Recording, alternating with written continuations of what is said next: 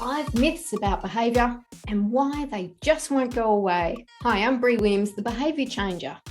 And there's something that has always confounded me. If behavioural science is so good, why aren't more people using it? The thing is, when people hear about behavioural economics and behavioural science more generally, they typically get excited. It's like a light bulb has gone off for them. And suddenly the strange things people do, the strange decisions we make sense. Why do I overpack for my holiday? Underestimate the time a project will take? Buy stuff on sale because, well, it's on sale. But these same people who get excited go back to work and forget all about it. Yes, they've got some fun stories to share at their next dinner party, but they've completely missed the opportunity to apply behavioural science to both their personal and work life to make things better. Bottom line, the science of behavioural influence has failed to influence behaviour. Here are 5 examples of beliefs about behaviour that have been busted by science, but like a cockroach, refused to die. Number 1, money motivates us to perform. Actually, after a point at which our basic needs are met, money doesn't motivate performance. In fact, in cognitively challenging tasks that really make us think, monetary incentives can impair our performance. And yet, the thing that comes to mind fastest when we're talking about motivating people to do something, money. And when we ask the people we're trying to motivate, what would make you work best? Money. Money is alluring for 2 reasons. It's unequivocal. You know its value. A dollar is a dollar is a dollar. And money is flexible. You get to choose what to do with it. But money is also impersonal and transactional. It makes us more selfish, creates a sense of entitlement, and dilutes reciprocity. Number 2, to do better, we need to know better. Education and information campaigns are great. Great for advertising agencies, that is, because they land big contracts to create ads and collateral. But do information campaigns actually change behaviour? Not really. Information does not mean infomotion. Knowing doesn't mean doing. We all know we should save for retirement, but here in Australia, we have to have compulsory superannuation because we can't be trusted to do it for ourselves. It's hard to argue with giving people information, of course. It's safe, but it also means the onus is fairly and squarely on the recipient to engage with, understand, and act on what they learn. And that's where it often falls down. Number 3, specific goals work best. The more specific your goal, the better, right? How else would you know what to do? The problem with making your goals concrete is it makes them boring.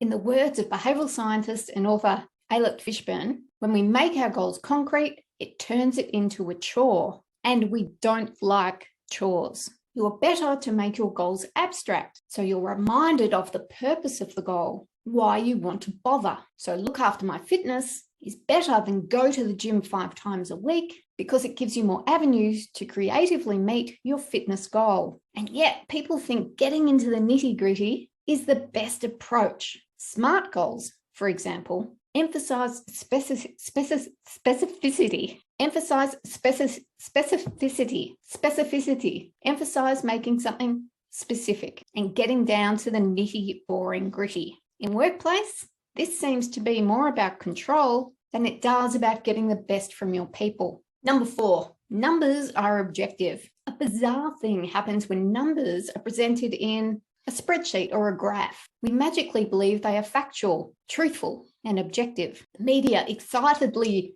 publishes the latest opinion poll, and businesses churn out 5-year projections, all based on the assumption that numbers don't lie. They are a single point of truth. I'm guessing the allure of numbers is that they represent a distillation of information. There's an absence of commentary, so we all think we are taking the same meaning. 1,000 to me is 1,000 to you. But numbers are subject to interpretation and sense-making. We compare reference points to understand if a number is good or bad. If I'm a baby boomer downsizing, that house for 1.5 mil is inexpensive. Whereas if I'm a Gen Z trying to get into the market, 1.5 million is out of reach. And while I'm not saying all numbers are wrong, hashtag not all numbers. I am saying we tend to forget to query the source of the number. A satisfaction rating of 8 out of 10 might seem factual, but it is based on a subjective interpretation. I might think you giving me 8 out of 10 means you really like my stuff, but you meant it to mean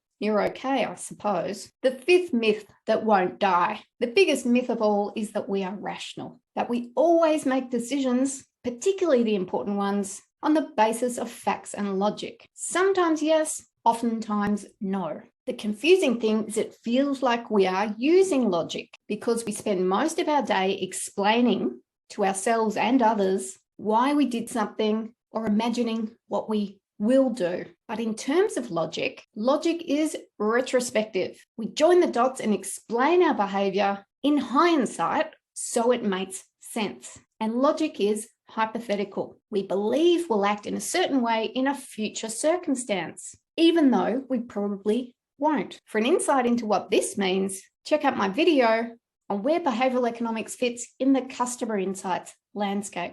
The problem when it comes to influencing people to influence behavior differently is we think logic will work better than feelings and associations to get them to bother.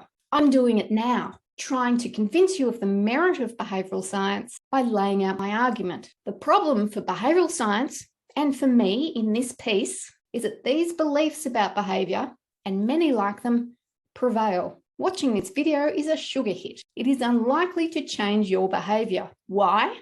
3 reasons. We are creatures of habit, and behaving in a new way is effortful. In short, we are lazy. We are loath to try something different in case it fails. In other words, we are scared. Why be great when you can be safely mediocre? And we don't know where to start. We're confused. Any behavior change, whether it's starting to use behavioral science in your business, getting a customer to click a button, or a colleague to reply to your email, requires we overcome these 3 behavioral barriers: lazy, scared, and confused. But how, Bri? I hear you ask. The easiest way, if you want to be shown exactly what to do, is to just do this. Just do this is my online membership program, which cuts to the chase and shows you how to use the best of behavioral science in your business, protecting you from falling back on old habits and relying on outdated, debunked myths about human behavior. The science of influence might have an influence problem, but you don't need to. Specificity.